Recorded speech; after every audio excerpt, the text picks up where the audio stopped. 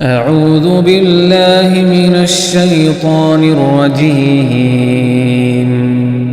بسم اللہ الرحمن الرحیم آسمان اور رات کے وقت آنے والے کی قسم، اور تم کو کیا معلوم کہ رات کے وقت آنے والا کیا ہے؟ وہ تارا ہے چمکنے والا کہ کوئی متنفس نہیں جس پر نگہبان مقرر نہیں۔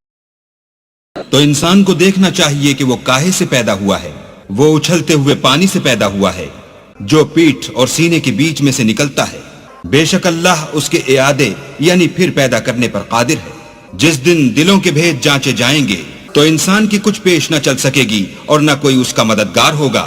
آسمان کی قسم جو مہ برساتا ہے اور زمین کی قسم جو پھٹ جاتی ہے کہ یہ کلام حق کو باطل سے جدا کرنے والا ہے اور بیہودہ بات نہیں۔ یہ لوگ تو اپنی تدبیروں میں لگ رہے ہیں اور ہم اپنی تدبیر کر رہے ہیں، تو تم کافروں کو مہلت دو، بس چند روز ہی مہلت دو۔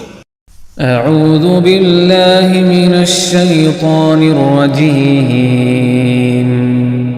بسم اللہ الرحمن الرحیم۔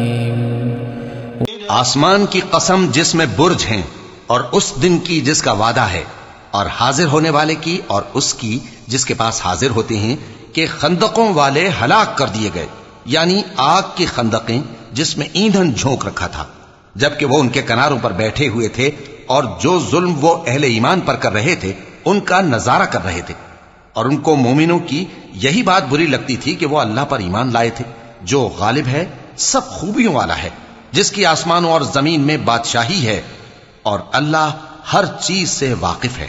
جن لوگوں نے مومن مردوں اور مومن عورتوں کو تکلیفیں دیں اور توبہ نہ کی، ان کو دوزخ کا اور عذاب بھی ہوگا اور جلنے کا عذاب بھی، اور جو لوگ ایمان لائے اور نیک کام کرتے رہے ان کے لیے باغات ہیں جن کے نیچے نہریں بہ رہی ہیں، یہی بڑی کامیابی ہے۔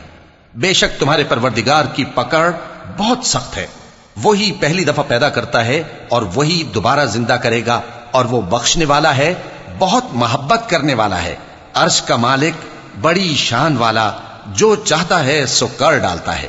هل أتاك حديث الجنود بھلا تم کو لشکروں کا حال معلوم ہوا ہے، یعنی فرعون اور سمود کا؟ اصل بات یہ ہے کہ کافر مستقل جھٹلانے میں لگے ہیں، جبکہ اللہ بھی ان کو ہر طرف سے گھیرے ہوئے ہے۔ یہ کوئی معمولی کلام نہیں، بلکہ یہ قرآن عظیم الشان ہے، لوح محفوظ میں لکھا ہوا۔